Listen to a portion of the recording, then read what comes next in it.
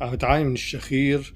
الشخير هو عبارة عن صوت أجش مزعج بيصدر عن طريق الحلق.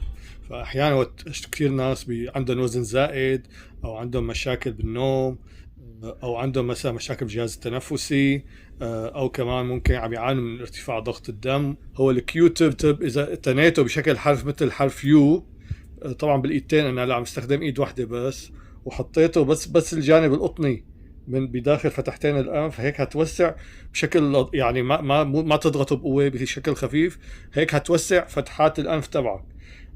وهيك هتستمتع بالنوم. وهي فيك تبدلها كل يوم، يعني بس تسويها حرف يو تحطها بس الجانب القطني بس، ما فيها شيء.